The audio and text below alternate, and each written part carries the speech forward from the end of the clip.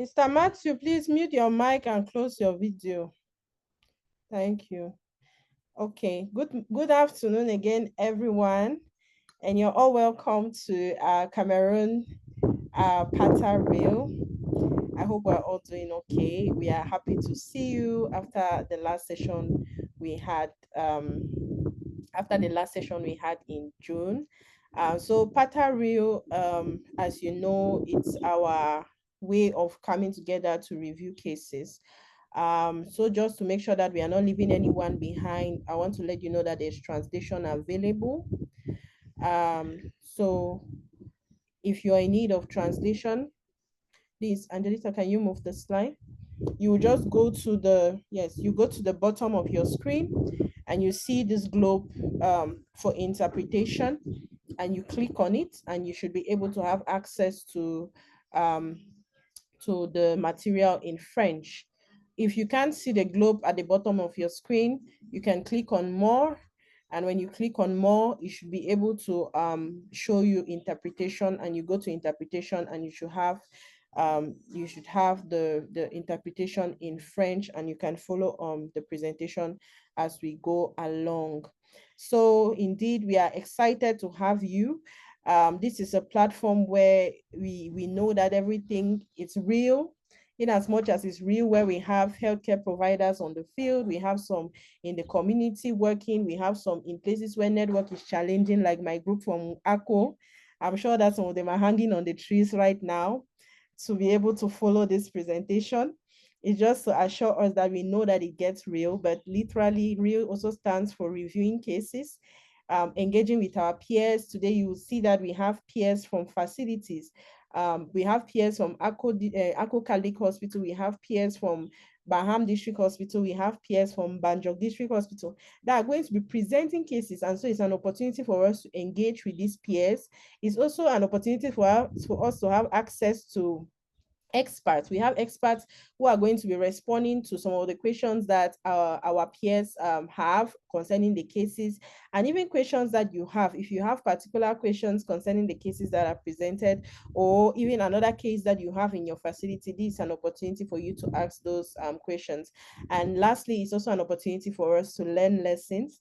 So when we learn these lessons, we carry them back into our daily work, and it really helps to inform the work that we do on the field. So if you have colleagues who are not yet connected, please let them know that they are missing out on a big deal, and they should connect right now so that we can have a very beautiful session.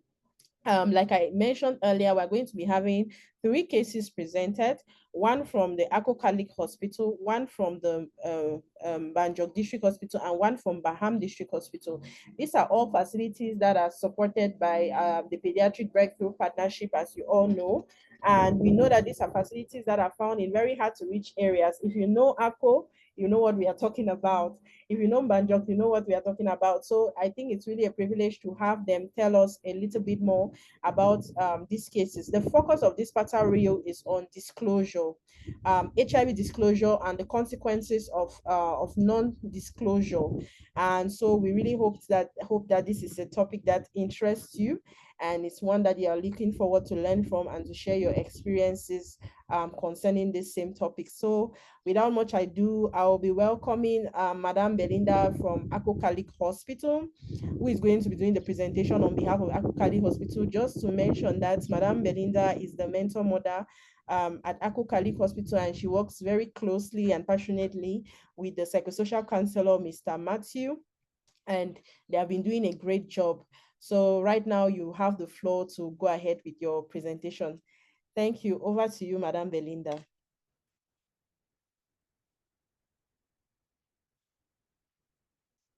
Madame Belinda, you have to click on the microphone to open it.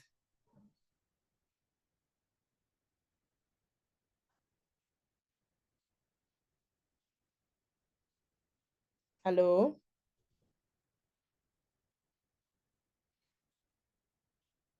Madame Belinda, your microphone is muted.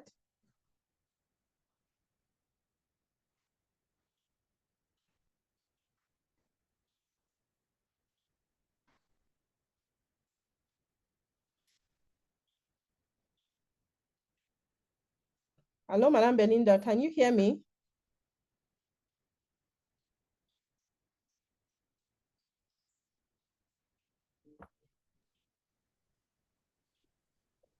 Hello. Yes. Yes, Mr. Matthew, you can hear you. Go ahead now. Yes, Madame Belinda, we can hear you. Go ahead. Thank you, Doc. Ms. Belinda, I'm presenting a WG. It's a girl, 9 years old girl from Akwaja village in Northwest region of Cameroon. She is the second child from a family of 3 children. She lost her father from HIV-related complications 8 years ago. Her older sister also died 5 years ago from an unknown cause.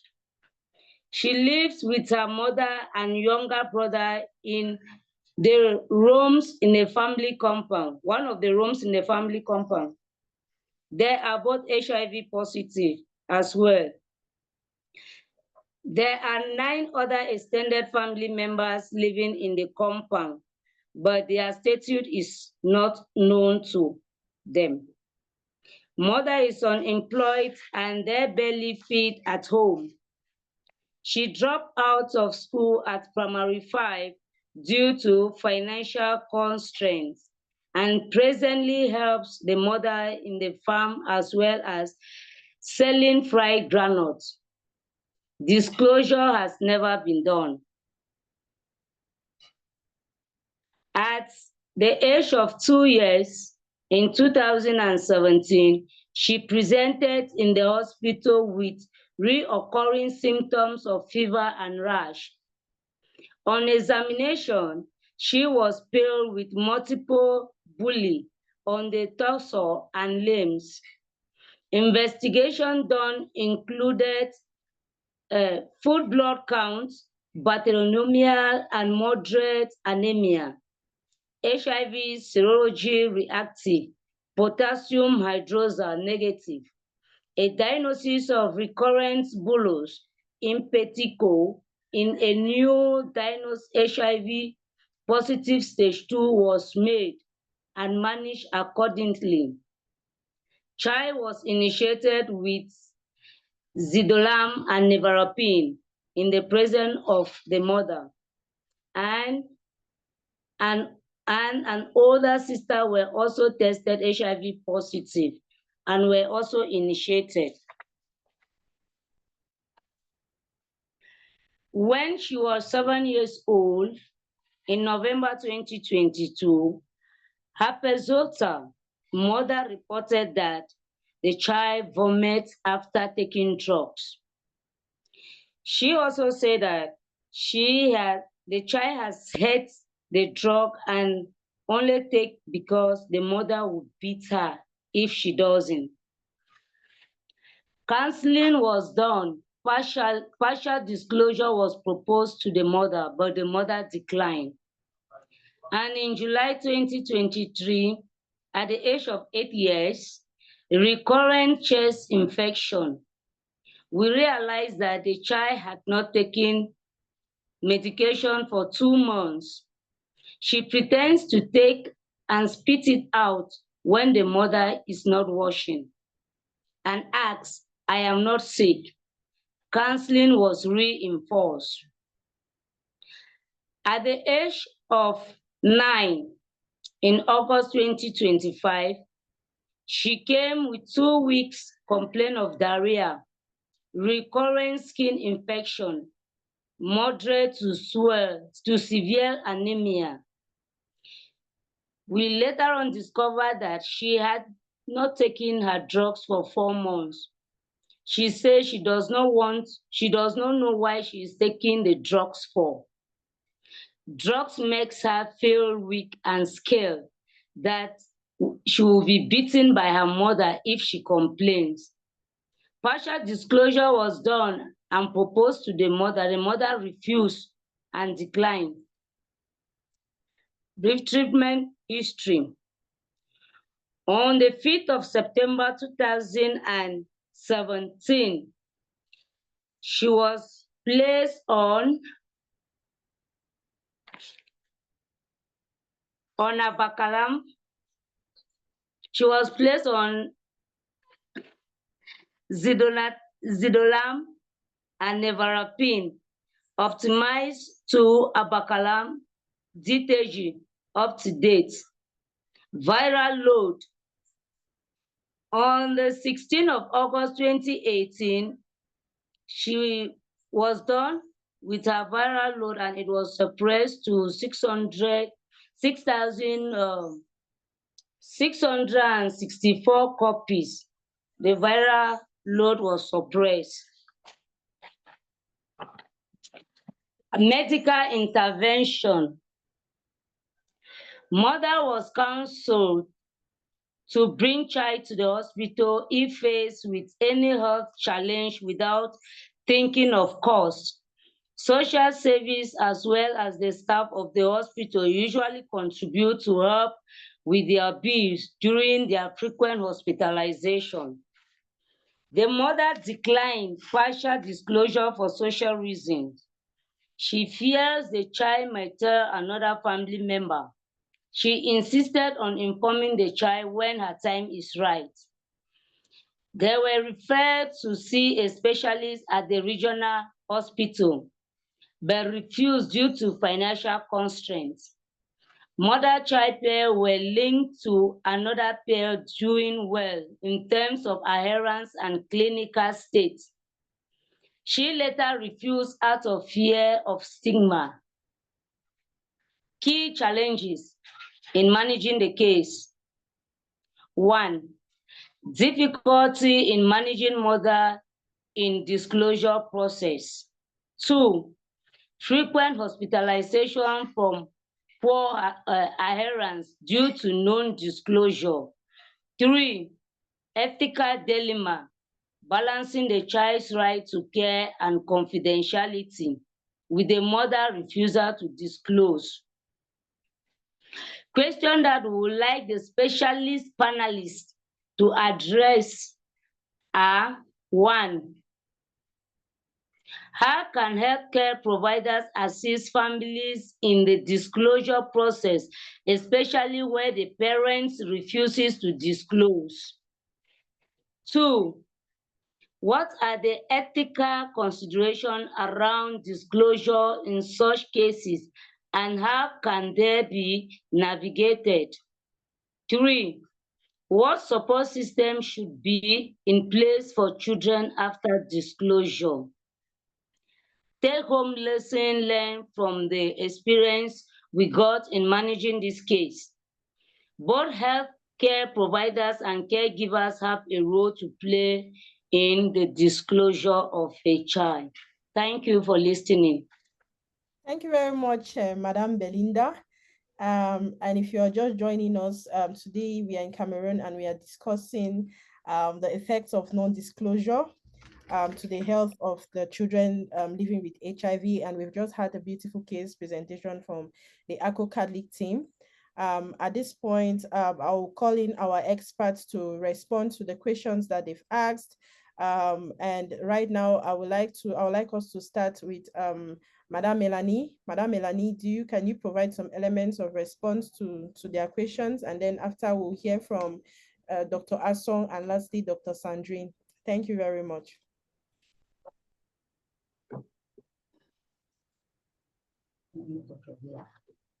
Hello, Madame Melanie, can you hear me?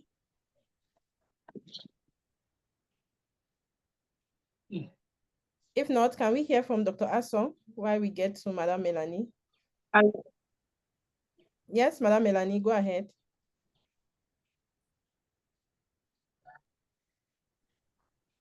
Oui, donc, merci beaucoup. Bonsoir à tout le monde.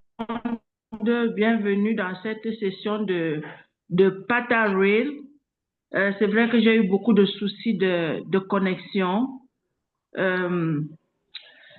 En ce qui concerne les difficultés qui ont été présentées dans ce cas spécifique,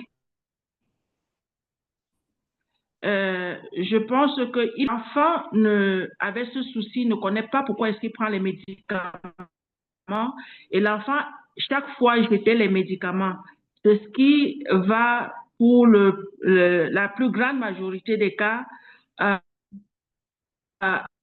entraîner son hospitalisation parce que l'enfant ne boit pas les médicaments, de travailler avec son entourage, l'entourage de cet enfant pour que l'enfant soit engagé dans le processus d'annonce du statut.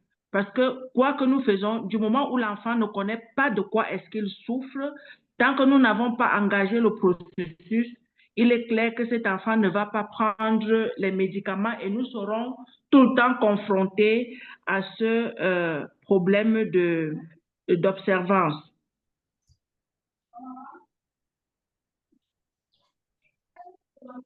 Hello? Okay. Yes, thank you, Madame Melanie. So Madame Melanie is saying that... Je ne sais pas si on m'entend. Yes, can you hear us? Oui? Allô? Allô, Madame Melanie? Oui, on entend.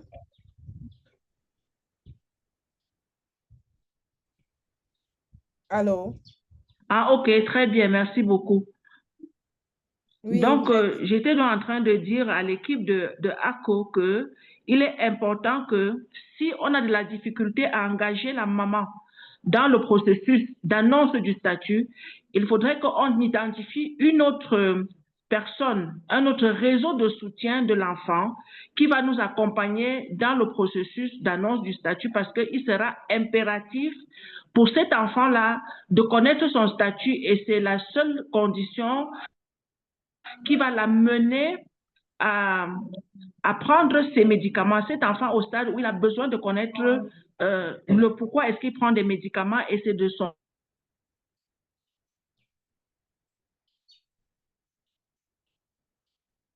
droit.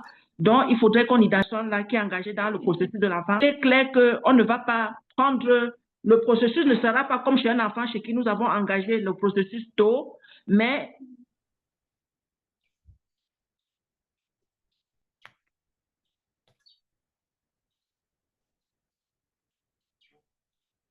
okay.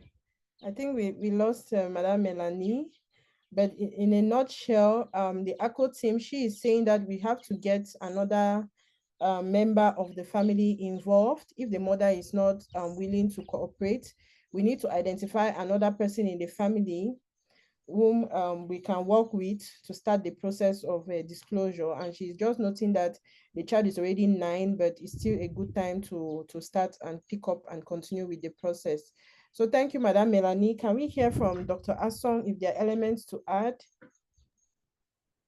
Thank you very much, Dr. Ozao. Am I being heard, please? Yes, we can hear you. All right, thank you. I think this is a very interesting case. It happens more often than not in our various facilities where we have caregivers trying to protect their image rather than that of the child with regards to disclosure. When we look at this child's age, we might feel that probably the child is too young to really understand what is going on. But what we need to carry on, especially the team of ACO, is to understand that no child is actually too young. It's for that reason why we usually encourage that you begin partial disclosure so that the child in some way gets to understand why they're taking the medications, and so that they can really take it. If you look at the time duration that the child has not been taking her drugs, 2 months and 4 months, that's 6 months. That's a pretty long time, and that correlates with the clinical presentation that this child is having. I think what the team has to do regards to the first question, they have to get engaged first with the mother, understanding why she's refusing. And understanding why she's refusing has to go right down to understanding the root causes of her fear of stigma, the root causes of her scared that the other family members who they are living with should not know about this child's status and the other child as well. So understanding the family dynamics will go a long way to know how to navigate this particular situation. After that, then you follow up with what Madam Melanie mentioned. Try to identify a family member who will be engaged in the child's care so that you work with them. At the end of the day, we want a healthy child. So it's very important to do whatsoever possible to make sure that this child stays on treatment. And I also understand that when it comes to ethical considerations, we are trying to balance whether the right of the child to knowledge and treatment matches with the social reasons why the mother is refusing her to be disclosed. It's very tricky, but all in all, if for the age of the child, you cannot go directly to the child to be talking about the disclosure without passing through a caregiver. So work closely with a caregiver, and in turn is going to help you to get disclosure for the child. The support system is in two phases. You have that of the facility as well as the family. So you have to look at it in two phases. Who actually comes to pick medications for this child since 2017? Is it only the mother, or is there another person that usually comes? When the mother comes to pick medication, the mother comes with the child. All of these aspects you have to put in place. Work closely with the child. Work closely with the other healthcare providers, and try to see if it's possible to link this child up to other mother-child pair that are really doing well with regards to adherence. All right, thank you, and over. All right, thank you very much. Please, I just want to note that our participants, please use the chat to introduce yourselves so that we know where you're coming from. If you are just joining us, we are talking about disclosure and the effects of non-disclosure in children living with HIV. And so lastly, we'll hear from Dr. Sandrine. She has some comments to make concerning this case. And if you as a participant has questions, please put them in the chat so that the ACO team can also respond. Thank you. Thank you, Dr. Vanessa, for giving me the floor, and thank you to the ACO team for their presentation. Indeed, I will join Dr. Asson to say this is really an interesting case. So one of the things that I might want to hear is about the mother herself. I think maybe I missed it. Maybe it was mentioned. Is the mother herself on treatment? If she's on treatment, what is her viral load like? Even if her viral load is suppressed, does she really understand what it takes to have a suppressed viral load, and why, how taking medication plays a role in having a suppressed viral load? I think I understood that one of the siblings is also infected. Is he an older one or a younger one? does that sibling has disclosure already, such that we can look at how to work with the two of them together. So I totally agree with what the first two experts have said about working very closely with the mother, because as good as the child might have right to know why she's taking the drugs, for the moment the child is still living with this mother, and as long as the child is living with the mother, it will be difficult to bypass the mother to get to another person for this support. So it's very, very important for the mother to understand why this child needs disclosure. And one of the important steps is what Dr. Osson talked about. If this mother can be connected to another mother whose child is fully disclosed, who can support her like a peer-to-peer support, to tell her this was my own situation and this is how I was able to navigate. The truth is that the reason why she's refusing her child to be disclosed is because she's afraid of the different things we have mentioned, stigma, the child might mentioning and everything. But if she talks to somebody who has navigated through that, her fears will be allayed, coupled with what the healthcare providers will be providing as support. She will understand that it is actually more beneficial for the child to know that why she's taking treatment than for the child not to know and to learn from other sources. Another very important thing is for her to understand that it's a process. It's not like we are going to come in at once and say, this is what you have. It's a process, and the child is going through, the child and the mother are going through that support with the health of the, that process with the health of the healthcare providers.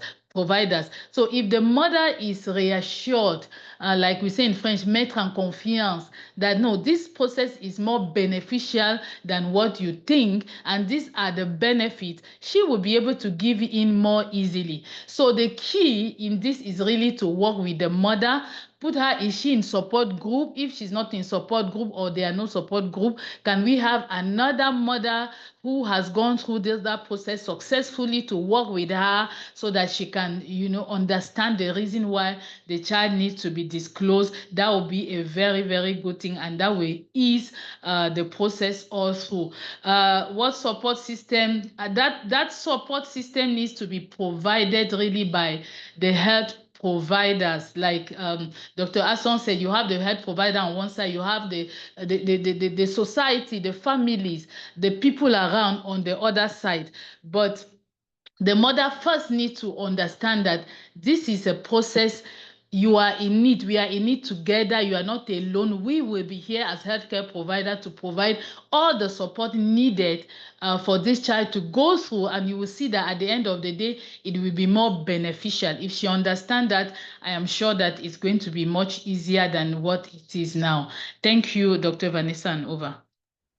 Okay, thank you very much, Dr. Sandrine, and thanks for all the comments from our experts. I'm sure that the ACO team has had clarity. So one, we have to focus on the mother. We have to understand her dynamics. We need to link her to real support. I know that we are still struggling with support groups in ACO, but like we mentioned, let us try to see how we can get her even connected to another mother who has done so well. And please, another thing I would like us to do is to do a viral load for this child. So we are going to talk about that out of this call, how we can really follow up to do the viral load. So thank you very much to the ACO team. And very quickly, we are transitioning now to the center region. And we are also going to be getting a case presented by the Mbanjok, District Hospital Mbanjok team.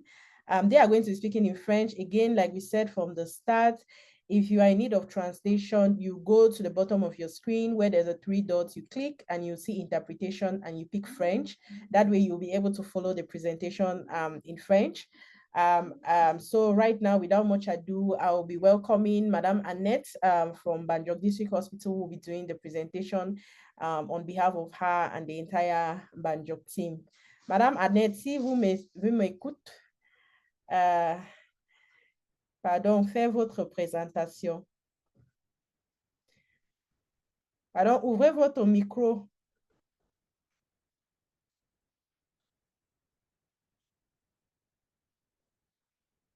Allô?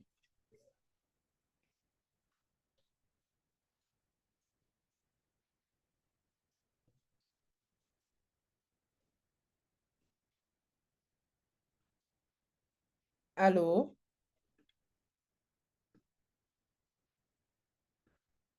Mélanie, vous m'entendez?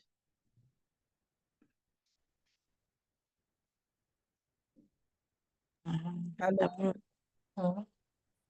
Oui. Pardon, faites votre présentation. Merci. Angelita, you can move the slide. Thank you. Ici en bas, non. Voilà. Arrangé.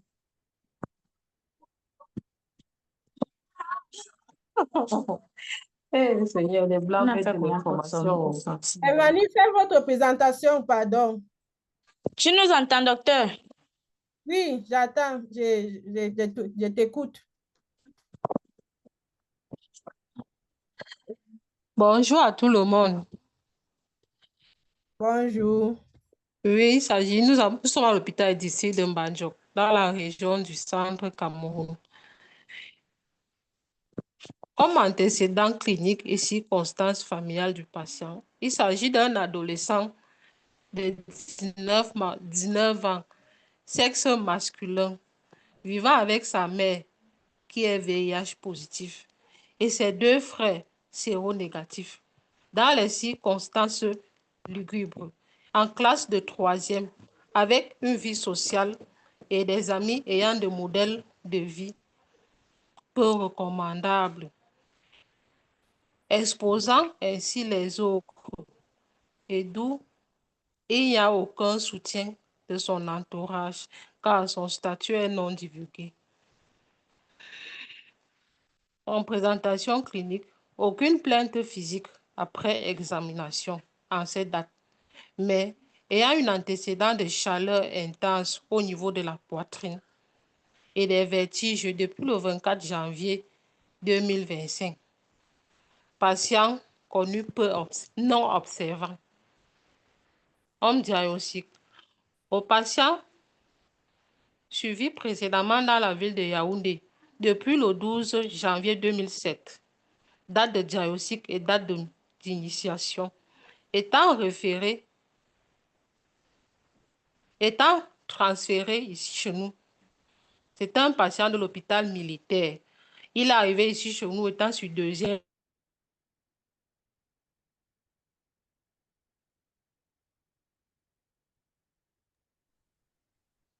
Allô?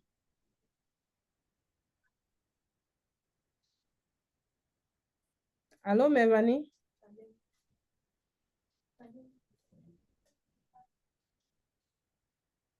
Allô? Sorry, I'm sorry. I'm sure her internet has gone off. Please, let's just give them a moment. Like we said, we are doing Pata Real and it can really get real.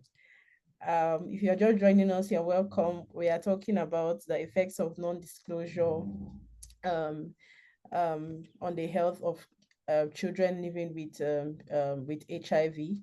And just a moment ago, we were listening to the Mbandjok team present, and I think they are having some network challenges.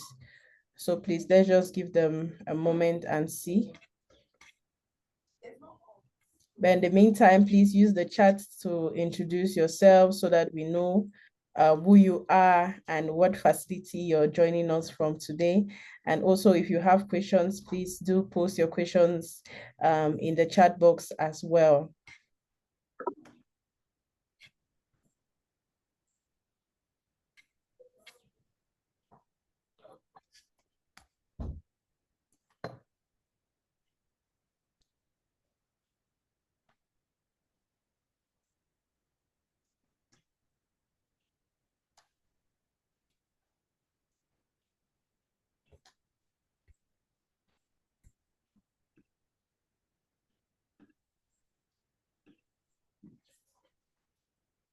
Okay. I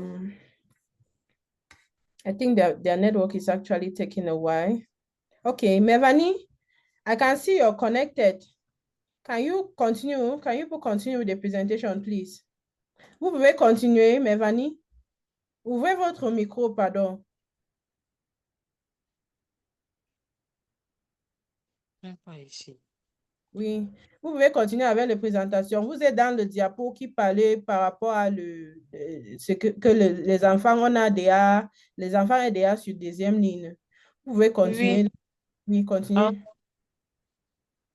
Donc, vous nous écoutez? Oui.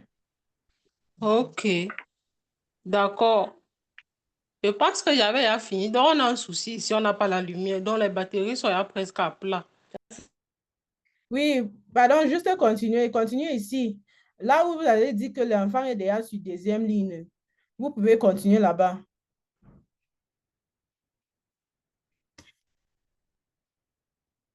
Oups. Mais Vanny, vous avez fermé votre micro encore.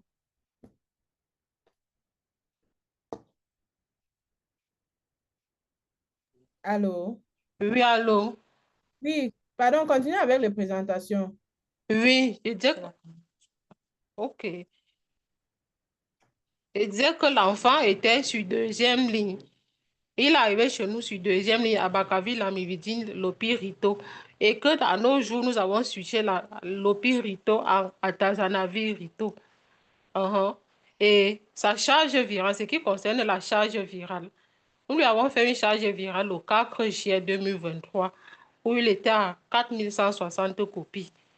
Et une deuxième charge virale a été faite le 31 juillet 2024 où il avait 121 copies. Comme enquête complémentaire, ayant un modèle de dispensation familiale, seules les plaintes reliées par sa mère nous parviennent. Et malgré plusieurs essais de descente pour la charge virale, le patient est toujours non compliant. Pardon, attends un peu. Angelita, please, can you change the slide? Thank you. The next one. Thank you. Oui. Ok, nous étions au niveau des enquêtes. Oui, je disais qu'ayant un modèle de dispensation familiale, seules les plaintes reliées par sa mère nous parviennent.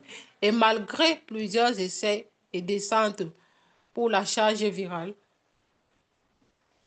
le patient est toujours non compliant. Intervention médicale, aide à l'observance du patient. Descente à domicile avec conseil présentant les dangers puisque toujours en deuxième ligne. Principaux défis.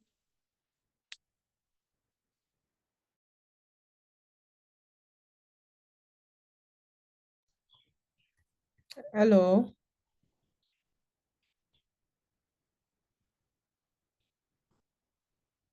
I think we've lost them again.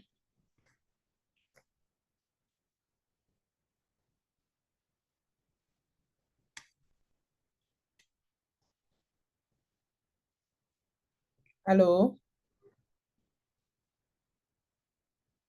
Okay, I think we lost them again. But I think at this point we can have our experts respond. I think the main difficulties they've seen with this case is that child does not respect their appointments, and the child is not observant or is not adherent to treatment, as in English. And the question they're asking is that how can they do to really help this child to do a psychosocial support for this child? Is already an adolescent, 19 years old, who does not even want care, because that's the impression they get, that the child does not even want the care that they're providing. So they're asking what can be done in this instance. And I'm going to give the floor to Dr. Sandrine to begin with the response. Dr. Sandrine, you have the floor.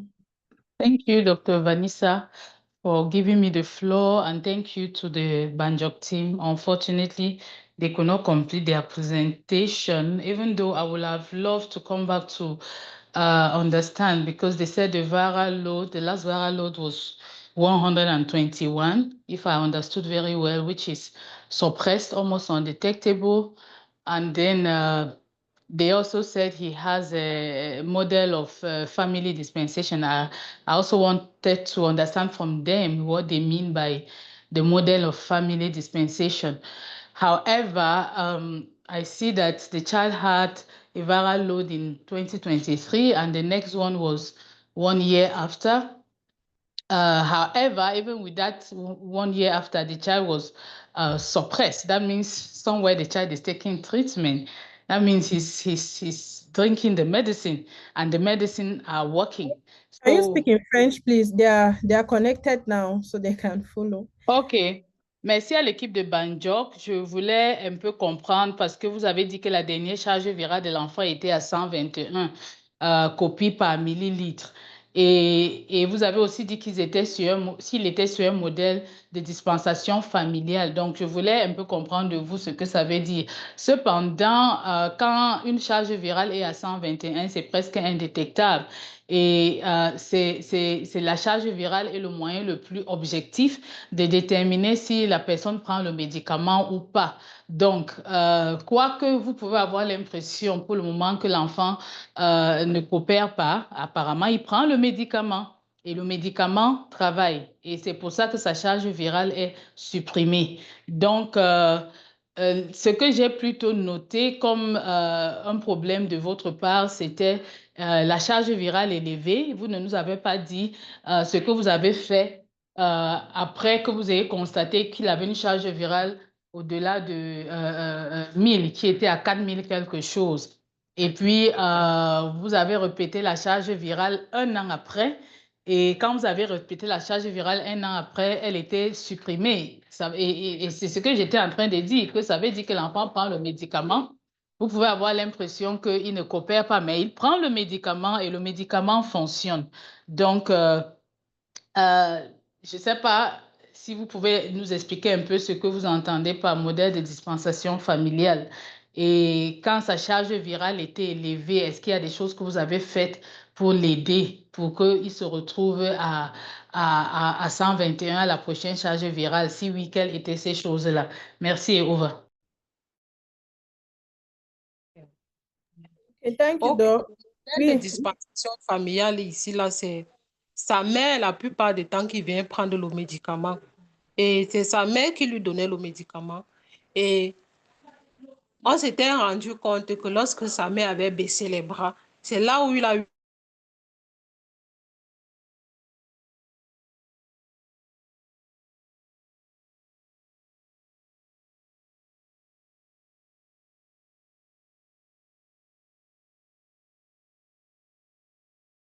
Oh, I'm sure their network again. Hello, Mevani.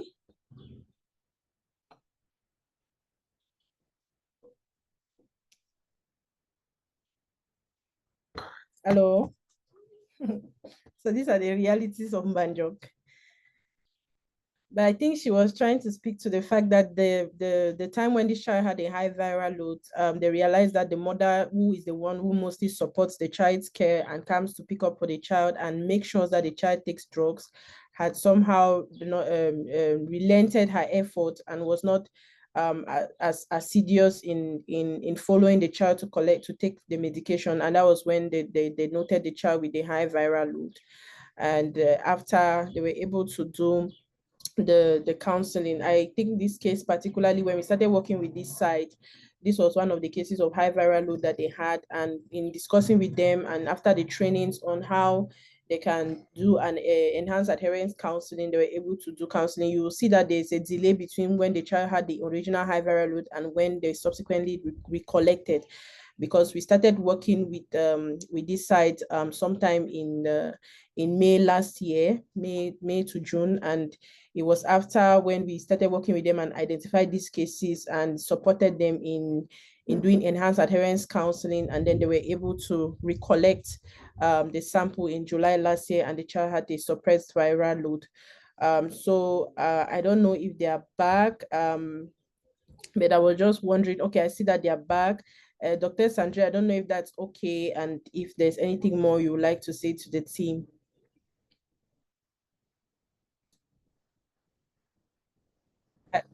Hello, Dr. Sandrine.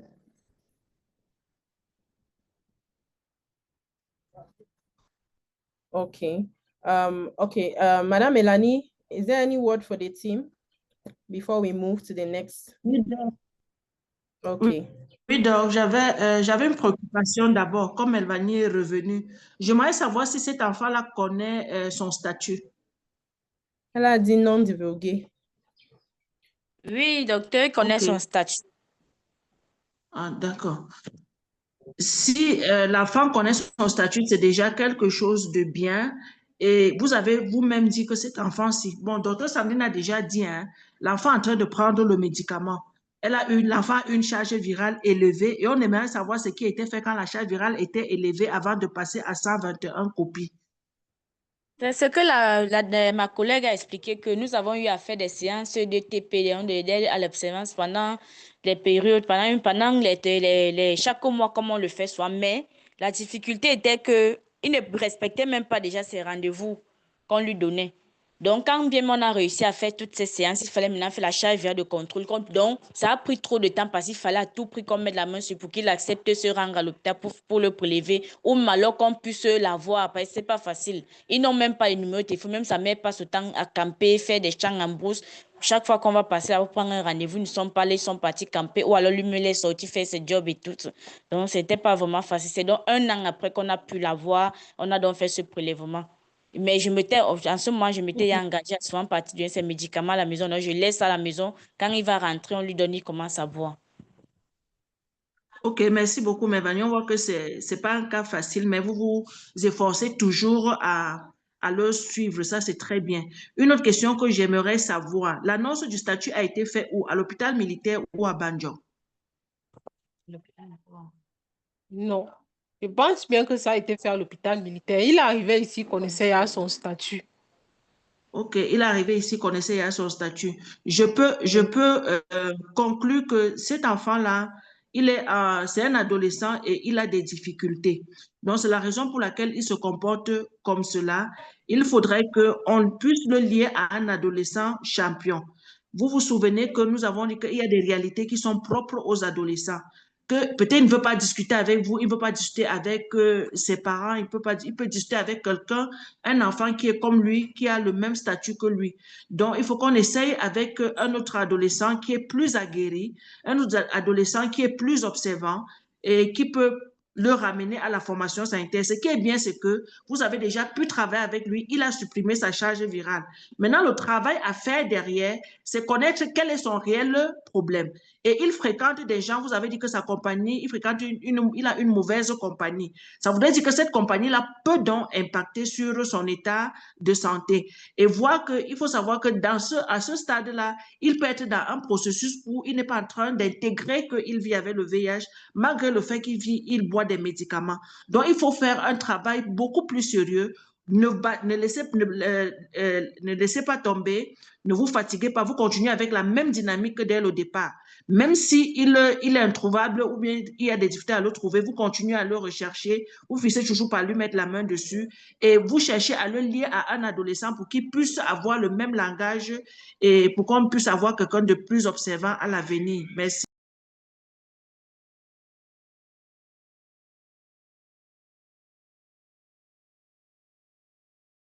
Okay, thank you very much, Madam Melanie.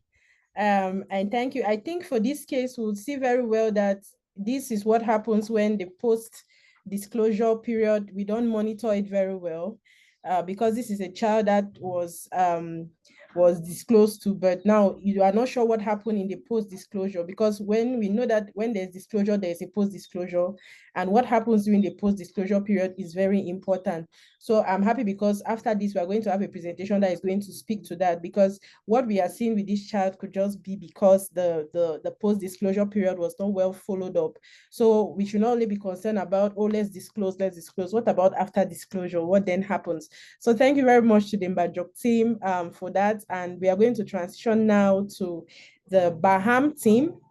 And this presentation will be done by Dr. Kevin on behalf of the team. If you are just joining us, we are discussing the implications of non-disclosure on the health of children living with HIV, and there is interpretation available. So you go to the bottom of your screen and you look for the globe and you see interpretation, you click on it and you get to your preferred language so that we can all have a good time together.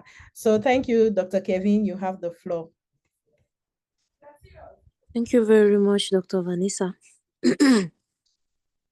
So good afternoon to everybody. Thank you to the people who went before me. And thank you for all the insights who were shared. I'm also noting them down for our further cases. Slide, please. Ok, donc je vais faire la diapo en français, donc je vais présenter en français. Ok, merci beaucoup. Donc, je nous présente aujourd'hui une jeune fille âgée de 14 ans et 10 mois, dont le statut n'est pas encore divulgué, qui vit avec son oncle depuis le décès de sa maman à l'âge de 8 mois. Elle vit avec les enfants et l'épouse de cet oncle, avec lesquels elle semble s'être bien intégrée et est considérée comme leur fille. Personne d'autre dans cette famille n'est infecté, donc elle est la seule à prendre les ARV. Ceci à la vue de tous, puisque ce sont souvent ses petites sœurs qui lui rappellent de prendre son médicament quand c'est l'heure. Celle-ci se débrouille plutôt bien à l'école, car d'après son oncle, elle fait présentement la classe de 3e. Elle est bien impliquée dans les tâches journalières de la maison et elle a le soutien de son oncle et de sa famille qu'elle considère comme ses parents. Slide. La dernière n'a aucune plainte. Sa dernière consultation était juste des crampes qui étaient dues à une hypercalcémie et qui a été corrigée avec succès. Elle n'a jamais eu d'infection opportuniste. La seule qu'elle a eue, c'était une amygdalite il y a 1 an. Donc, elle est cliniquement stable. Diapo. Voilà. Donc, elle a été diagnostiquée en 2011 quand elle avait 9 mois après une PCR qui a été réalisée après le décès de sa maman, lorsque les résultats de cette dernière ont été retrouvés dans ses affaires personnelles par son petit frère, entre guillemets, l'oncle de la jeune fille avec qui elle vit présentement. L'enfant a été suivi à l'hôpital régional de Bafoussam depuis son initiation par cette même FOSA et elle nous a été transférée à l'âge de 7 ans, c'est-à-dire en 2018, et elle avait le protocole de Zidovex, demi-comprimé par jour, et le Cotrim, 480 mg en comprimé. En 2019 et en 2020, ses stages viraux étaient respectivement 240 et 40 copies. Après quoi, quand ce n'était pas à cause des charges virales, mais quand elle a grandi, elle a été switchée sur Abacavir, je pense, et l'Opinavir. En 2022, elle avait une charge virale indétectable et quand elle a atteint ses 34 kilos, elle a été mise sur protocole TLD, un comprimé par jour. Voilà. Donc, voici un peu l'évolution de ces dernières charges virales. En 2013, c'était stable. Elle était à 227, mais elle avait une bonne observance en ce moment-là. C'est en 2024, en mars 2024, que ces charges virales commencent à être élevées. Et en ce moment-là, elle avait eu une amygdalite, mais elle a eu ça 2 fois. Bon, on a fait un counseling sur l'aide à l'observance à ses parents, puisqu'on ne voyait pas l'enfant.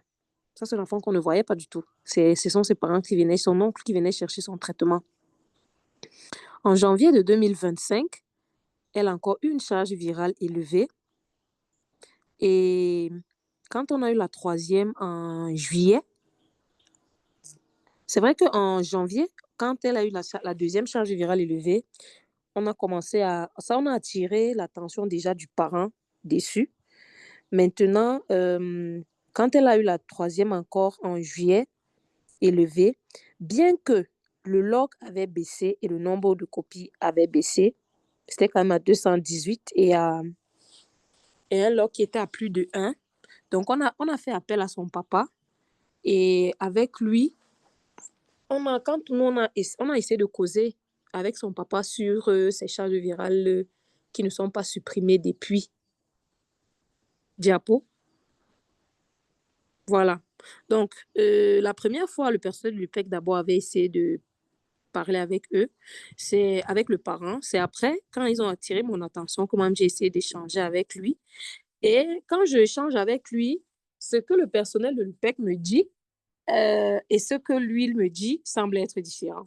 Donc, l'APS me fait comprendre que le parent est réticent à amener l'enfant à ce pour qu'on puisse nous-mêmes faire un counseling direct à l'enfant. Mais quand moi je le vois, il change de version. Il dit non, il ne peut pas s'opposer. Même les groupes de soutien qu'on a déjà commencé, son enfant n'est pas enrôlé. Et lui me fait comprendre que non, ce n'est pas qu'il est contre, c'est qu'il voulait que son enfant ait d'abord si. C'est qu'en fait, de ce qu'il me dit, je me rends compte que c'est juste lui, il est réticent à faire l'annonce à l'enfant. Il a peur. Son excuse, c'est qu'il a peur que l'enfant se sente isolé. C'est que l'enfant se sente comme si elle a quelque chose de différent et qu'elle se dise qu'elle n'est plus acceptée dans leur famille à cause de ça.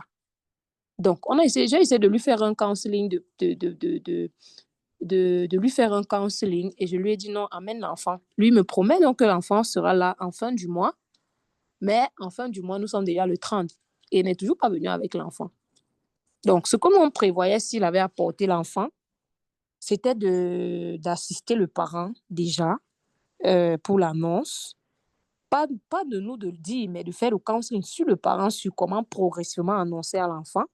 Deuxième chose, on aurait voulu inscrire l'enfant aux séances d'aide à l'observance et enrôler l'enfant pour le groupe de soutien. Diapo. Slide. Voilà, donc nos défis, c'est quand on va revoir ce parent, comment est-ce qu'on va le convaincre de donner le statut de cet enfant? Parce que là, on a même imprimé le dernier résultat pour le lui remettre. Parce que d'abord, on disait oralement, mais on n'a pas encore de copie. Mais là, on a déjà fait des copies pour le lui remettre. Donc, on veut savoir comment est-ce qu'on va convaincre le parent et comment est-ce qu'on va aborder la préparation avec l'enfant. C'est vu que bientôt, elle a déjà 15 ans et normalement, déjà, elle devait connaître son statut. Et maintenant, étant presque à 15 ans, on n'aura plus tout le temps la longue période qu'on aurait pu avoir avec un enfant peut-être de 8 ans avant qu'il n'arrive à ses 12 ans. Elle est déjà à 15 ans, elle a même déjà traversé la période. Donc, comment est-ce que pour elle, on pourrait adopter une annonce, un processus d'annonce un peu plus écouté, mais quand même toujours efficace et assez doux? Merci beaucoup. D'accord. Merci, Dr. Kevin. I would just like to call on Madame Melanie to give her comments, after which we will hear from Dr. Sandrine and then Dr. Alice. So, OK, thank you. Merci beaucoup à Dr. Kevin, merci beaucoup à toute l'équipe de l'hôpital Idrissi de Baham pour ce cas qui suscite beaucoup de questionnements. Bon, sans plus tarder, je pense que Dr. Kevin, la réaction du parent montre à suffisance qu'il y a un manque de confiance. Il est arrivé à l'UPEC. On lui a dit qu'on veut préparer l'enfant à l'annonce. Il s'est opposé. Quand lui, il vous voit, il vous dit qu'il veut que l'enfant ait d'abord le BPC. Il veut ça. C'est ce qui arrive à tous les enfants, à tous les parents. Les parents, ils sont super protecteurs. Ils pensent que ça va déstabiliser l'enfant. Ils pensent que l'enfant est très jeune. Par chance pour nous, c'est un parent qui est lettré. C'est un enfant qui vit dans un environnement. Le réseau de soutien est très bon. Ses frères et sœurs lui rappellent ses heures de prise de médicaments. Et nous voyons que plus tard, avec les 218 copies, l'enfant a supprimé. Ça voudrait dire qu'il y avait un problème d'observance, mais le problème a été rectifié, ce qui est une très bonne chose. Le parent, c'est un parent qui se soucie bien de l'enfant, d'autant plus qu'il vient toujours prendre les médicaments de l'enfant. Donc ça, c'est un atout pour nous. Maintenant, le véritable défi, c'est faire comprendre aux parents, à ce parent, qu'il est important que l'enfant connaisse ce statut, connaisse son statut. Alors, comment est-ce qu'on va pouvoir intervenir? On va d'abord travailler avec le parent. Parce qu'en ce moment précis, c'est le parent qui est notre véritable problème. Mais je pense qu'il a un problème tout simplement parce qu'il n'est pas en train de comprendre la portée et il n'est pas sûr des conséquences que vont engendrer l'annonce du statut parce que pour lui, il pense qu'annoncer le statut à cet enfant va déstabiliser l'enfant. C'est pour ça qu'il vous annonce, il vous place le motif de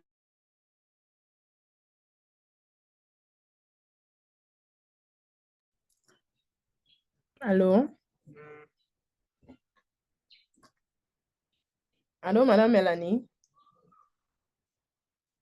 Passer d'abord le BPC. Donc, on discutait avec le parent, lui montrer les intérêts à la formation sanitaire. Qu'est-ce qu'il gagne avec des enfants qui sont négatifs? Il faut que l'enfant comprenne qu'en dehors d'elle, il y a d'autres enfants qui prennent les médicaments comme elle et qu'une fois que le parent va emboîter le pas, on va continuer dans le même processus et on va l'inviter parce que c'est lui qui vient chercher les médicaments. Ça veut dire qu'on a l'occasion de travailler avec ce papa-là. Donc, on commence par travailler avec le papa avant qu'il ne nous amène l'enfant. C'est lui qui est au centre du processus. Nous avons l'avantage que c'est quelqu'un qui va comprendre. Ça, je peux vous l'assurer. Et l'enfant est dans un très bon réseau de soutien grâce aux interventions de ses frères et sœurs. Donc, il faut qu'on fasse un programme. Comment est-ce que vous devez aborder, travailler avec le parent pour convaincre ce parent d'amener cet enfant-là. Mais pour ce qui est de la charge virale, 218 copies, l'enfant est supprimé. Il n'y a pas de quoi s'inquiéter. Il faut féliciter cet enfant pour ces 2 charges virales qui étaient consécutives élevées et qu'elle a fini par supprimer. Overdose. Merci, Madame Mélanie. Dr. Sandrine. Yes, Vanessa, thank you so much. Sorry for the last time. Network just cut me off. So I picked this case along the line, but I think I understand most of the story. And I just want to say this one, like... sorry, Dr. Sandrine, 1 minute. Okay.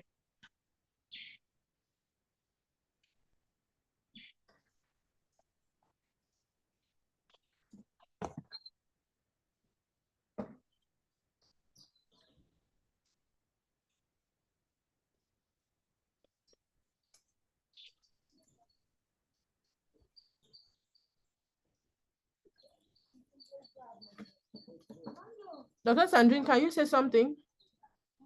Yes. Can I continue? Go ahead. Yes, so I was saying that this case, just like... hold on.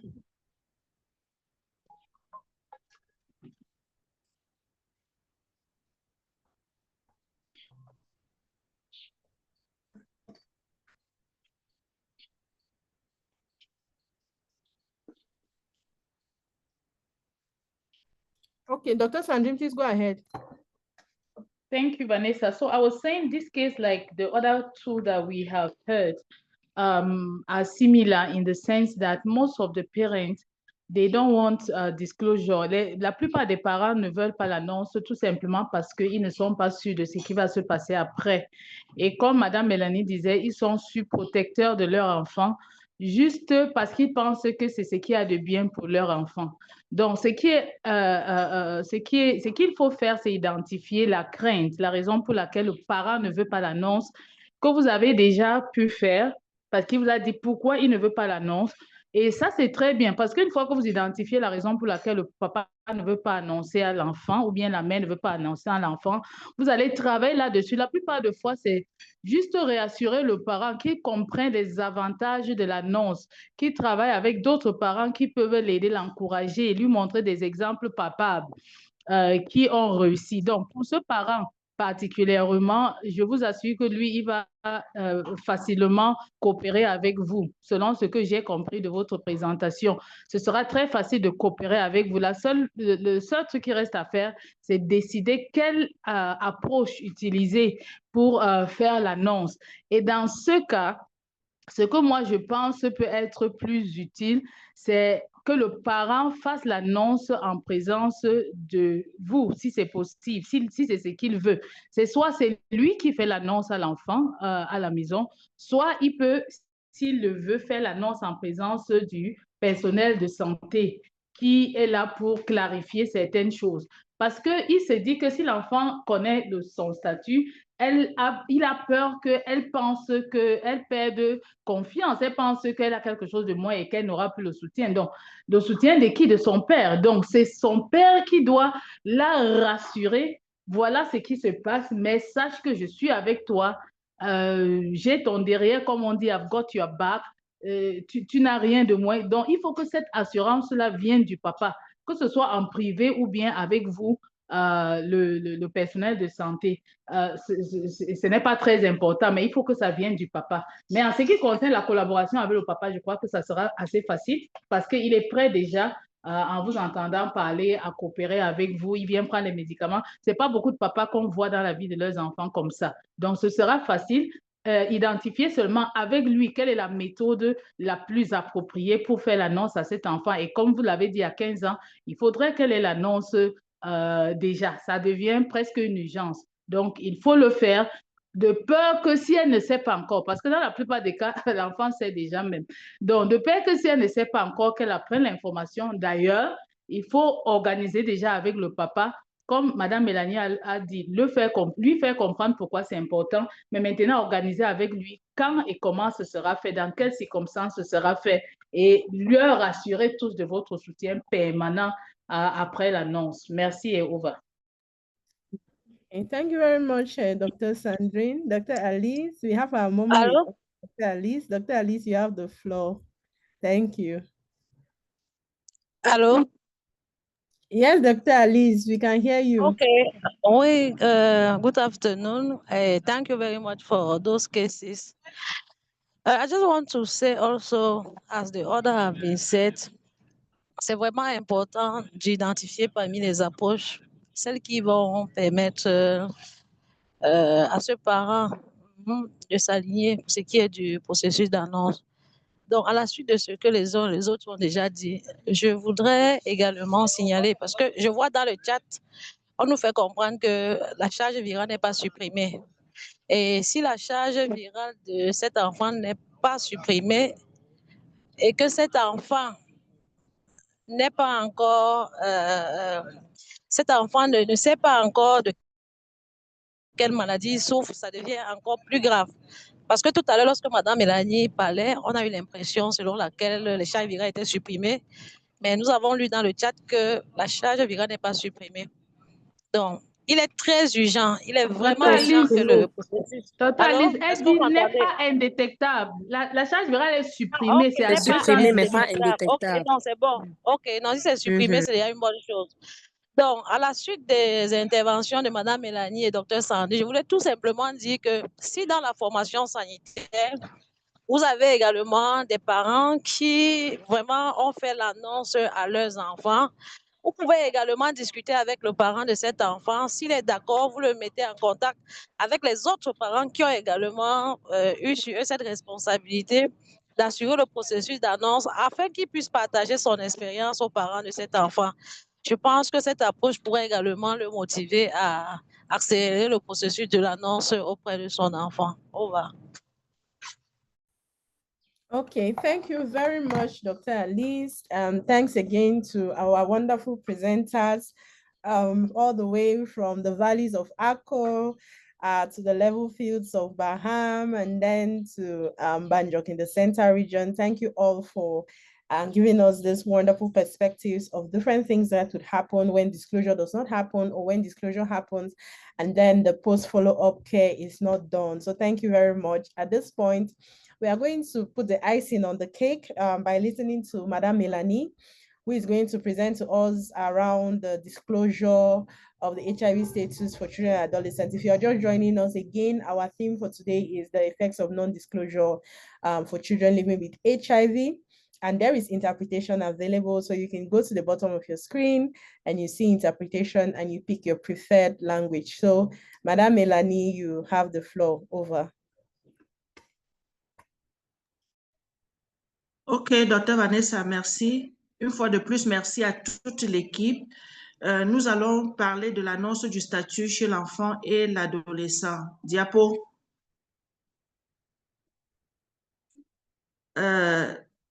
Alors, quels sont les objectifs? Il est question ici d'expliquer la divulgation du statut chez les enfants, illustrer le processus de divulgation, décrire le soutien post-divulgation pour les enfants et démontrer les connaissances et les compétences qui sont liées à la divulgation. Diapo.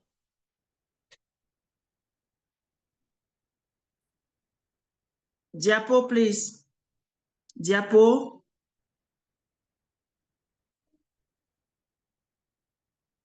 Alors, nous avons Ange qui vient régulièrement à des groupes de soutien éducatif, aux classes thérapeutiques qui sont organisées dans son centre pour préparer les enfants à l'annonce du VIH. Et un jour après une séance, Elle vient voir Diane, qui est l'animatrice, et lui demande tranquillement, « Le VIH que tu expliques ici, c'est ça ma maladie? » L'animatrice surprise, bredouille, oui, c'est ça, enfin, non, mais si en fait.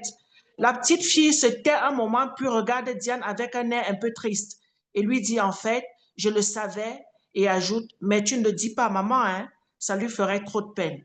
Diapo. Mohamed, 15 ans, vient d'apprendre qu'il est infecté par le VIH depuis la naissance. Son père, pourtant très engagé dans la lutte contre le sida et lui-même porteur de virus, a toujours refusé que l'annonce soit faite à son fils. Il vient de se décider car le traitement de seconde ligne semblait inefficace. À l'annonce du diagnostic, Mohamed reproche violemment à son père de lui avoir caché sa maladie. Tu te rends compte, toutes ces années où je prenais mal mon traitement, si tu m'avais dit que c'était le VIH, j'aurais fait attention. Maintenant, c'est trop tard. Alors, au vu de ces éléments, qu'est-ce qu'il faut faire? Diapo. Nous allons donc dire que les enfants qui connaissent leur statut VIH sont plus susceptibles d'être rigoureusement observants de leur traitement. Nous faisons les choses particulièrement difficiles si nous avons une bonne raison et si nous sommes motivés pour réussir. Les enfants qui savent qu'ils ont dans leur corps un virus mortel et qui doit être supprimé ont une bonne raison de relever le défi de l'observance. Ça, c'est d'après l'OMS 2011. Alors, c'est quoi alors l'annonce? C'est un processus qui consiste à informer un enfant de son statut sérologique. Il peut également inclure la révélation du statut VIH du parent, du tuteur ou d'autres membres de la famille. Diapo. Quelles sont les directives de l'OMS d'après l'annonce? Il existe des preuves des bienfaits de santé chez les enfants qui ont révélé leur statut. Exemple, la réduction des risques de décès. Peu de preuves et de préjudices psychologiques ou émotionnels résultant de l'annonce. L'annonce est une étape dans le processus d'adaptation de l'enfant, des parents tuteurs et de la communauté. Diapo.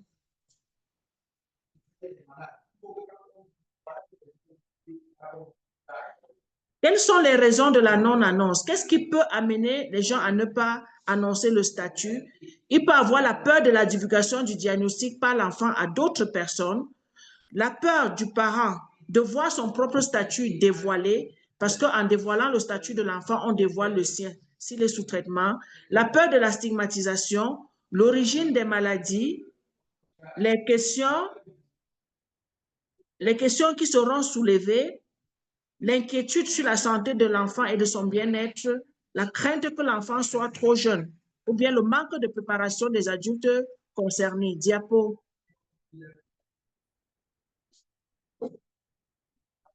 Alors, l'OMS recommande que les enfants d'âge scolaire soient informés de leur séropositivité entre 6 et 12 ans. Les enfants plus jeunes devraient être informés de leur statut petit à petit en fonction de leur capacité cognitive, de leur maturité émotionnelle en vue d'une annonce complète. Diapo.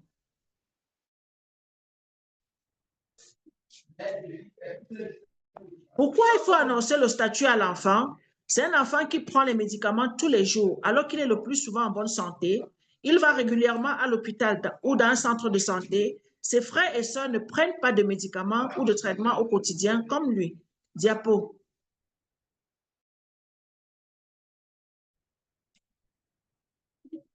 La prise de traitement irrégulière risque de créer des résistances, dont les conséquences ne seront manifestes que plus tard. Pendant les premiers temps, il ne se passe rien, pas de maladie ni de symptômes. Au contraire, l'enfant peut se sentir mieux. Et à ses yeux, le discours des adultes sur l'importance des prises quotidiennes de traitement à des heures fixes perdent de leur sens. Ils peuvent donc arrêter de prendre le traitement, prendre à temps et à contre-temps. Diapo. Quels sont les avantages de l'annonce? L'annonce permet aux enfants de mieux faire face au VIH. L'annonce augmente l'estime de soi chez les enfants en traitement. L'annonce aide les adolescents à prendre des décisions éclairées sur les rapports sexuels protégés. Lorsqu'ils envisagent des rapports sexuels avec un partenaire, les enfants et les tuteurs s'adaptent psychologiquement à la vie de VIH-Sida. Diapo. L'annonce travaille à réduire la stigmatisation. L'annonce centrée sur la famille renforce la confiance dans les relations. Notez bien, les enfants qui ont révélé leur statut ont tendance à mieux adhérer au traitement. Diapo. Quels sont les inconvénients de la non-annonce si on ne divulgue pas le statut? L'enfant apprendra son statut VIH à partir des mauvaises sources. L'enfant va perdre confiance et la croyance en ses parents. L'enfant, il va développer une mauvaise relation enfant-parent, communication. Il y aura une dépression, une confusion, des messages qui ne seront pas clairs. Il y aura un développement de la stigmatisation de soi pour avoir l'air malade et le développement des actions inappropriées, par exemple, refuser de prendre ses médicaments. Diapo. Quels peuvent être les obstacles à l'annonce? Nous pouvons en trouver en 3 niveaux. Les obstacles au niveau du prestataire, à savoir le manque de compétences. Un prestataire qui n'a pas de compétences pour préparer à l'annonce, hésitant à aborder la question de l'annonce et de la mise à mal du secret. Au niveau du parent-tuteur, la peur de l'isolement. Il croit que l'enfant est trop malade, l'enfant est trop faible, l'enfant est trop jeune, est trop petit pour recevoir des informations nécessaires. Une certaine autoculpabilité, une préoccupation concernant la violation de la confidentialité, la peur de blesser l'enfant ou la peur de la réaction des enfants comme la rébellion, les tendances suicidaires. Au niveau socioculturel, nous avons la stigmatisation, la discrimination, les tabous et les religions et les représentations socioculturelles de la maladie. Diapo. Alors, comment faire face à ces obstacles-là? Il faut donc aménager des espaces appropriés à la prise en charge des enfants et des adolescents. Le personnel soignant doit s'outiller suffisamment pour répondre aux besoins des enfants et des inquiétudes des parents afin de conduire l'annonce en toute quiétude. Diapo.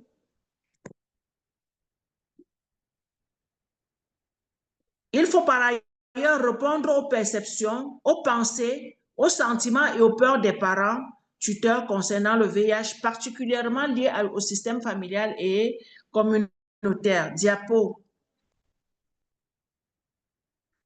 Qui devrait participer au processus de l'annonce aux enfants? Les parents, parce qu'ils vivent avec l'enfant et connaissent mieux la langue qu'il comprend. Les prestataires de soins de santé devraient être à portée de main pour obtenir un soutien émotionnel et des éclaircies sur des informations fournies. Diapo. Nous avons là le triangle de l'annonce, à savoir le parent, tuteur, l'enfant et les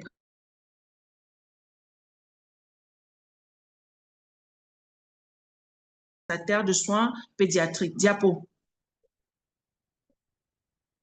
Quel est le rôle des prestataires de soins? Leur rôle est de faciliter le processus d'annonce, de fournir du soutien des parents et des personnes qui s'occupent de l'enfant pour l'annonce, de travailler en étroite collaboration avec les personnes qui s'occupent de l'enfant. Diapo. Alors, en quoi consiste le processus de l'annonce? Diapo. Nous allons dire que l'annonce se déroule en 3 étapes. Une phase de préparation ou pré-annonce, une phase totale, l'annonce totale qui implique la nomination formelle du virus et du sida, et une phase de post-annonce. Diapo. Alors, la pré-annonce permet de préparer le parent à comprendre et accepter le principe de l'annonce pour qu'il participe activement au processus en soutenant l'enfant. La pré-annonce également permet de préparer l'enfant en lui transmettant différentes informations. Les plus importantes sont la présence d'un microbe, le traitement à vie tous les jours et la non-guérison. Diapo. Cette phase débute dès que l'enfant atteint l'âge opératoire, vers 6 et 7 ans, et doit être théoriquement terminée avant l'âge de 12 ans. Elle est menée par l'ensemble de l'équipe en lien avec le parent selon une répartition des tâches décidées à l'avance, mais qui sont modulables selon les circonstances. Diapo. Diapo. Alors, comment préparer le parent tuteur à l'annonce? Il faut prendre le temps de connaître l'enfant ainsi que le parent tuteur. Il faut créer un sentiment de sécurité pour l'enfant. Il faut rassurer l'enfant, il faut rassurer le parent tuteur. Il faut faire participer les parents tuteurs aux séances d'aide à l'annonce. Il faut lutter contre les craintes ainsi que les pertes et l'abandon. Diapo. Il faut toujours fournir des informations à l'enfant d'une manière adaptée à son âge. Il faut adresser directement le silence ou le secret. Parce qu'un enfant qui ne communique pas automatiquement est un enfant... En fait, le silence est communicateur. Donc, même si l'enfant ne parle pas, il faut susciter la communication chez cet enfant. Il faut encourager l'esprit d'ouverture dans le processus d'annonce. Il faut expliquer pourquoi le counseling est si important comme complément de traitement médical. Diapo. Le processus de l'annonce peut prendre du temps et se produit après plusieurs séances. Il faut donc renforcer les compétences du parent tuteur à l'annonce et assurer le tuteur de la confidentialité partagée, assurer les tuteurs que le processus de l'annonce présente de multiples avantages et l'enfant doit comprendre son statut actuel, assurer les enfants que les tuteurs que vous serez disponibles pour travailler avec eux en équipe pour un soutien continu. Diapo. Alors, en quoi consiste l'annonce totale? C'est un moment qui est souvent chargé d'émotions, qui implique un ou deux membres de l'équipe et bien entendu l'enfant. Elle consiste à nommer le virus et le sida. Elle consiste à expliquer à l'enfant que le microbe dont il souffre et dont on parle depuis longtemps s'appelle le VIH et doit être réalisé sauf exception avant 12 ans et l'entrée dans l'adolescence par l'équipe de prise en charge en présence et avec l'accord des parents. Il faut spécifier ici que le parent a été parallèlement préparé et c'est le parent qui fait l'annonce. Ça peut être soit dans la formation sanitaire et qui s'est accordé préalablement avec le personnel de santé, soit à domicile et doit vous faire le compte rendu après l'annonce. Les différentes procédures peuvent être utilisées, mais aucune n'est parfaite. Diapo. L'annonce du diagnostic d'une maladie comporte une transmission d'informations et un échange d'émotions. Cependant, la préparation de l'enfant, du parent et de l'équipe permet de faciliter l'annonce et de diminuer l'impact de ces émotions. Diapo. Ensuite, les adultes, s'ils sont persuadés que l'annonce est réalisée dans l'intérêt de l'enfant, trouveront des mots et des métaphores pour expliquer le VIH et soutenir l'enfant. Ça, c'est le cas de notre enfant de HD Baham. Si le parent est convaincu que l'annonce qui doit être faite, c'est dans l'intérêt de cet enfant-là, il trouvera les mots justes pour travailler avec l'enfant. L'annonce d'une maladie nous rend modestes. Et à partir du moment où il existe une relation de confiance avec le patient, même une annonce qui se déroule mal sera compensée par une prise en charge qui s'en suivra. Diapo. Qu'est-ce que nous devons faire pendant l'annonce? Nous devons être disponibles au cas où le parent aurait besoin de notre aide. Il faut être prêt à faire face au déni, à la peur, aux explosions, à la douleur, aux larmes de l'enfant ou du tuteur. Il faut permettre aux clients de suivre ce processus à leur propre rythme et il faut également permettre aux enfants et aux tuteurs de partager ouvertement leurs sentiments, leur fournir un endroit sûr pour pleurer et exprimer leurs émotions et encourager l'expression des sentiments difficiles. Diapo. Le parent tuteur initie et dirige le processus tandis que le conseiller ou le prestataire des soins de santé joue un rôle de soutien. À la suite de l'annonce du VIH, un suivi médical, puis à moyen et à long terme doit être mis en place, car contrairement à l'adulte, l'enfant ne comprendra que progressivement toutes les conséquences de cette annonce. Nous avons vu ce cas chez l'enfant de Banjok, l'adolescent de 19 ans, le processus de post-annonce qui n'a pas été suivi comme recommandé. Diapo.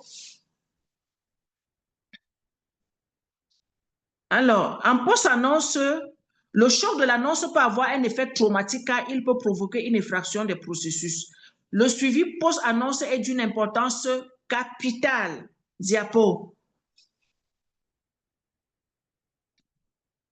Qu'est-ce qu'on fait donc dans la post-annonce? Il faut discuter de la douleur et de la détresse après l'annonce. Il faut évaluer régulièrement les symptômes psychologiques émergents, particuliers pendant et après le processus de l'annonce. Il faut offrir votre soutien et votre disponibilité en continu. Il faut prévoir et planifier des situations difficiles.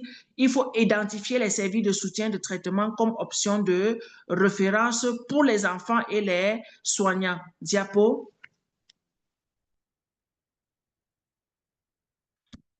Parallèlement, donc, il faudra éduquer l'enfant sur la vie positive, sur l'hygiène personnelle, sur la santé sexuelle, la conscience de soi et la gestion du stress pour l'aider à mener une vie saine. Il faut encourager l'enfant à poser des questions et à discuter des préoccupations.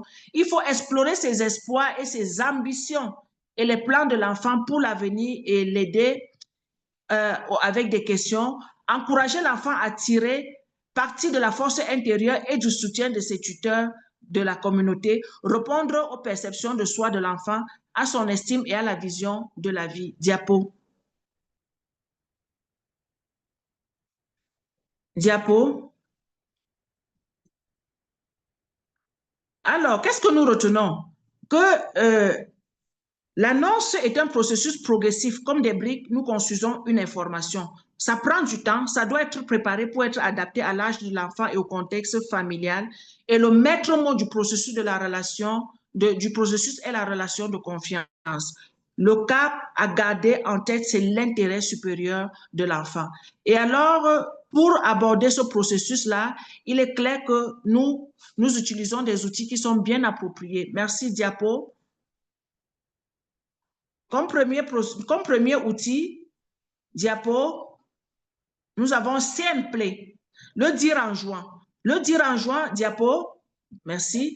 Le dire en juin a été créé dans la conviction que même les jeunes enfants sont des experts de leur propre vie.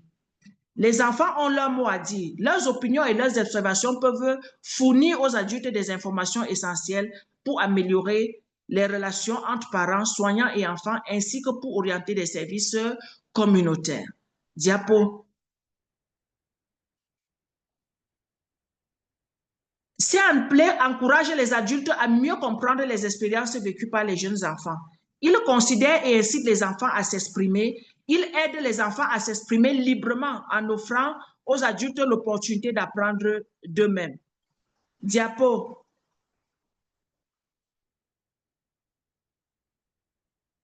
Quels sont donc les objectifs de Simple? Il permet de mieux comprendre les jeunes enfants et leurs besoins, d'améliorer la communication, d'accroître la participation des enfants afin qu'ils puissent s'exprimer et de mettre les jeunes enfants en lien avec les services, l'éducation et psychologie appropriée. Diapo. Qui est ciblé dans Simple? Les équipes de soins à domicile, les enseignants en santé et développement de la petite enfance, les groupes d'action communautaire et les conseillers pour enfants. Diapo. Simple est constitué des images, des histoires et des jeux. Et à partir de ces images, des histoires et des jeux, on organise des activités autour pour passer des informations bien précises afin que l'enfant puisse apprendre en jouant parce qu'il y va de son développement et de son âge. Diapo. Nous avons également des fiches d'information et des affiches et des cartes qui nous fournissent des informations nous permettant de conduire des activités avec des enfants dans le processus de l'annonce. Diapo. Quels sont donc ces sujets abordés? De quoi les enfants ont-ils besoin pour grandir? Voilà les sujets dont on parle dans Simple. On parle d'aider les jeunes enfants à résoudre des problèmes, des enfants qui sont livrés à eux-mêmes. On parle de la mort aux enfants, des espoirs et comment prendre soin des enfants. Diapo. À la page 9, il est clairement illustré comment est-ce qu'on doit utiliser Simple. Diapo. Diapo. Bouya Desi. Bouya Desi, c'est cet autre outil que nous utilisons dans la prise en charge des enfants en ce qui concerne le processus de l'annonce. Diapo. Bouya Desi a pour objectif d'augmenter le nombre d'enfants et adolescents vivant avec le VIH qui connaissent leur statut.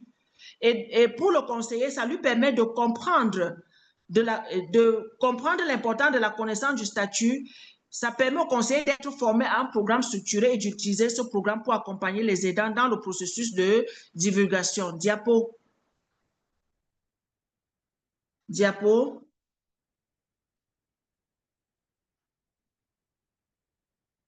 Alors, Bouyadesi a 5 sessions. Diapo. La session 1, c'est l'introduction au programme Bouyadesi.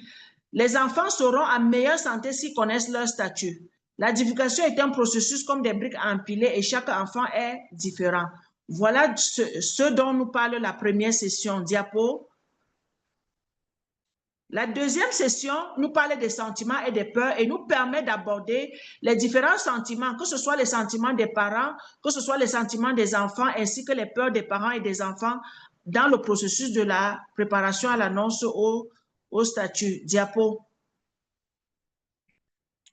La session 3, il s'agit de parler de santé et de bien-être aux enfants.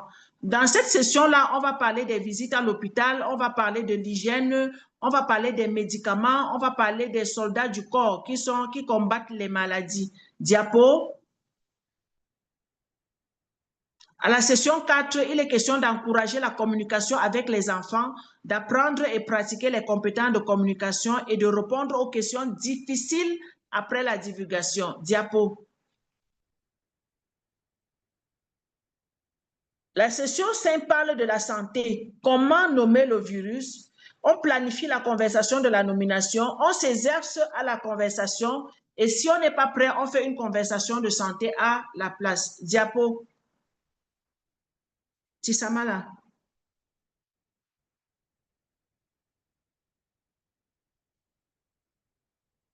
Diapo. Alors, après dans ça, il y a les séances de suivi. À quoi nous sert le suivi? On fait un retour sur la nomination parce que l'annonce a été faite. On va discuter comment s'est passé les discussions, quelles sont les réactions émotionnelles. Est-ce que l'enfant est triste? Est-ce que l'enfant est inquiet ou bien est-ce que l'enfant est soulagé? Diapo.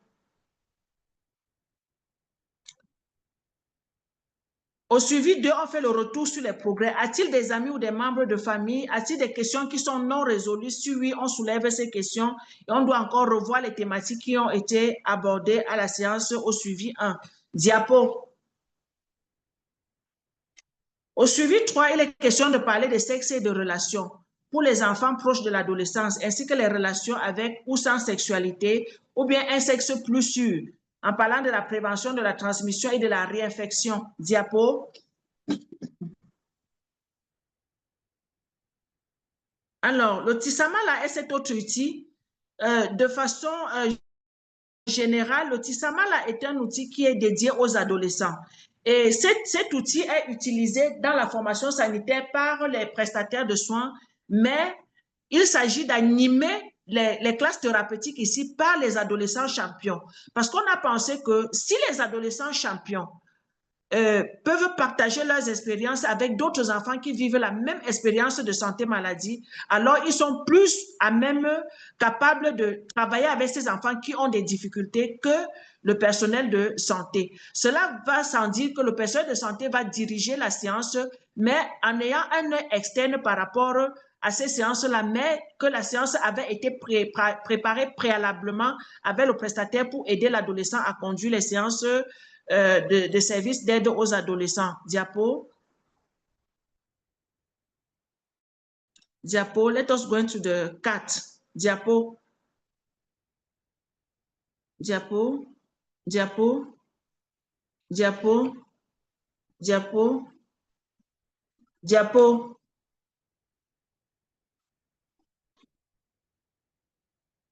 Diapo. Diapo, Mr. Vita. Madame Angelita.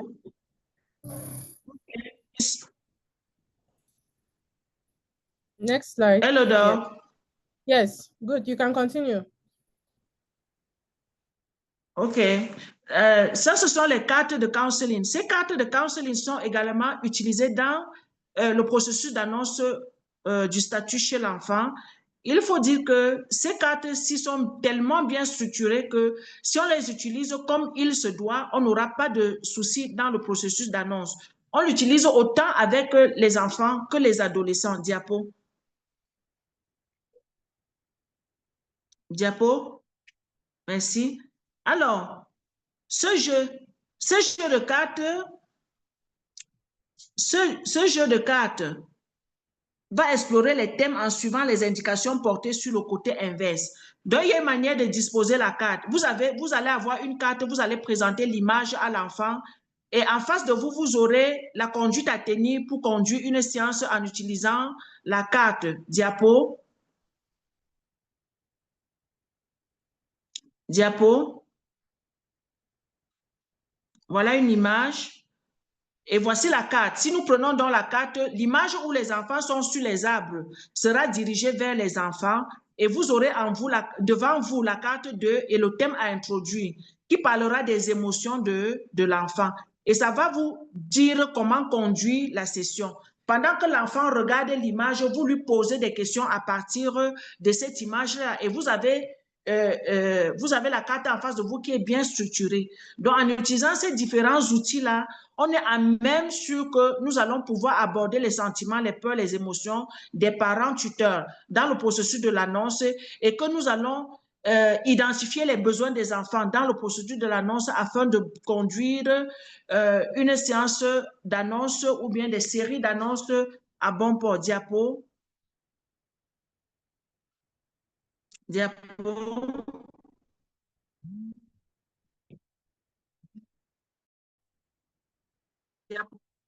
Je pense que nous sommes arrivés au terme de notre présentation. Merci pour votre aimable attention. Merci. Okay, thank you very much, Madam Melanie. So I think we have a little time for some questions. So are there questions for Madam Melanie? I think she's taking us through the pre-disclosure, disclosure, and post-disclosure process, and through some of the tools that we use. She mentioned Say and Play. She mentioned Buya Daisy. She mentioned Tisamala. She mentioned the counseling cards. So I don't know if there are questions, if we have questions that we may want to ask to her. And also I know that we had trained some of the sites regarding the tools, and they actually do have these tools at site. Baham has, and like Dr. Kevin said in her presentation, they've already started their support groups. So I'm expecting that they should have started using the tools. Banjok has, Baptiste has, Sosikamdu has, Batier has. But the sites in the Northwest, your tools are available and they will be coming to you in the months ahead. So we really want to make it intentional. We want to make sure that the disclosure process is going on well. So I just want to find out from somebody from Baham. We have been using the tools. Can you give a small comment on how this tool has been going? How, if you have maybe some feedback for us concerning the use of these tools in disclosure.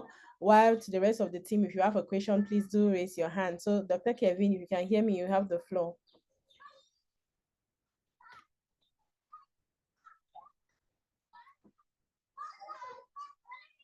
Hello, Dr. Kevin. Yes, Dr. Vanessa. Yes. So I was asking that you guys have had the tools that Madam Melanie spoke to. So do you have some feedback for us in terms of how this has been going and how it has been supporting in the work that you're doing on site? Okay. Okay, for the session that I attended, what I noticed is that the fact that those tools are actually adapted to the ages with all the images, the children are all are interested. Like when they give them the books, they are all interested about the colors. And then at the end of the day, we understand that the message actually went through. Because when we're doing the little feedbacks and actually going through some questions again, using the stories that, okay, this happened with this person, what did he do? So what will I do in the house? They actually respond. So to me, the feedback that I'm giving is that they are really useful. The fact that they're adapted to age is really a big plus. Yeah, thank you. Thank you, Dr. Kevin. So yes, those tools like Melanie presented are adapted to the ages, and there's even a tool for the parents because I think from the case that was presented in ACO, at the end, the plan was to work more with the parent, and even the case from Baham, to work more with the parents to understand the circumstances and why they decided to do what they are doing with their children. So we equally have tools that should support parents through this disclosure process. So thank you for that. I don't see any hands up, so it means that everything was clear. We are happy to God that everything was clear and everybody understood what has been said, and we are hoping that we are going to take the learnings from this, and we are going to really use it in our day-to-day. But right now, I'd like to hand the floor over to Dr. Mbo Evelyn, who at the moment is coordinating the Breakthrough Partnership in Cameroon, for her to give her comments and make some inputs concerning this session. So Dr. Evelyn, thank you. You have the floor.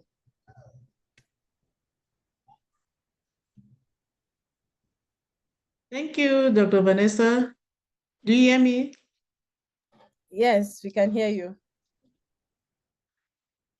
Yeah, thank you so much. I was trying to put on the video, whether it's coming on, I don't know. It was on, then it's gone off now. Oh, it's on now.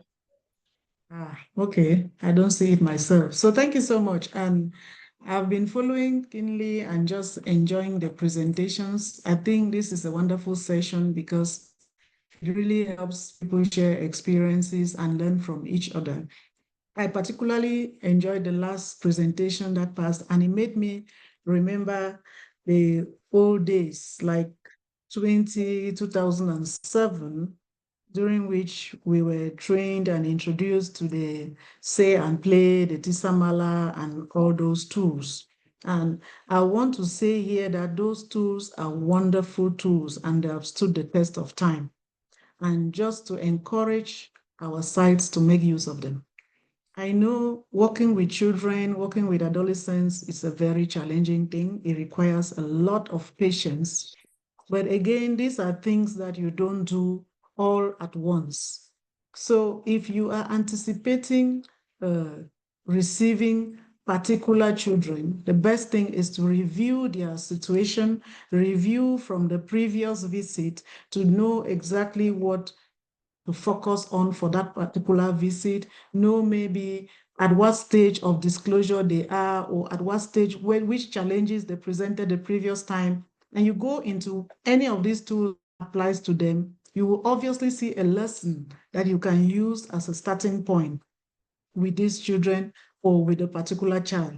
And when that child comes in, as you start with that lesson, it will help capture attention. It will help motivate this child. And by the time you go through that lesson with that child, the child will open up to you and you will get a lot of things that are probably affecting his or her care. And that will help you to be able to come in with whatever intervention you need to bring in and help the child. So I just want to encourage our sites to make use of these tools as much as possible.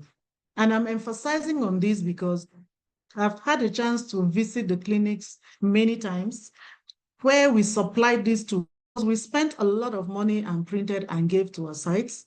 But many times you go to the clinic, you see those tools lying somewhere and they are actually not being used.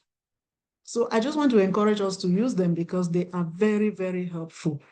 You capture the attention of the child, you gain confidence by using them with the children, and the children open up to you and you are able to help them achieve the goals that you want to achieve with them. Either with them as a group, even with their parents, or with them as individuals. So I encourage us to do that, please. And if there are any sites that still don't have those tools, it will be good that we know, because I think we can still look around to see whether there are any ones lying somewhere that we can supply to those sites so that they can be used.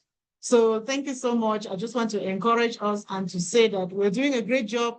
Taking care of children and adolescents is not an easy task, but it's also one of the very rewarding tasks that you do as a clinician, because when you do it and succeed, you go home feeling very, very satisfied. And you see the smiles on their faces, they just melt away all the stress that you had from working in the day. Thank you so much. Over.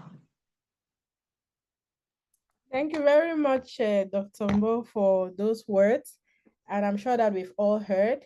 So again, I want to thank all of our presenters, Madame Belinda and the ACO team, Madame Annette and the Banjok team, Dr. Kevin and the Baham team.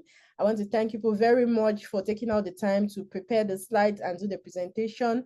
I equally want to thank Madame Melanie for putting together the presentation for us. And I know it was not easy for her to do that, and she did it so graciously. Thank you for that.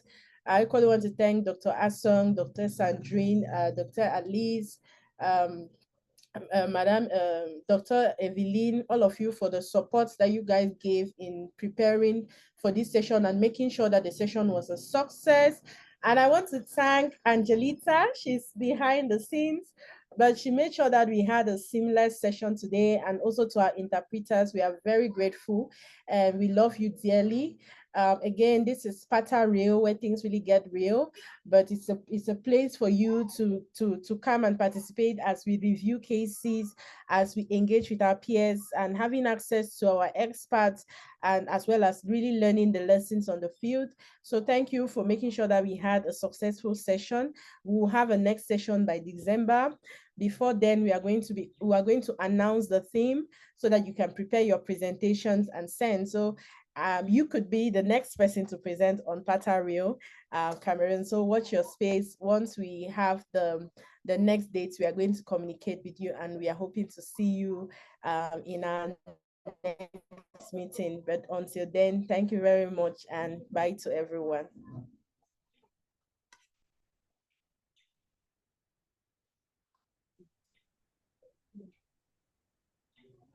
Thank you. Goodbye to everyone.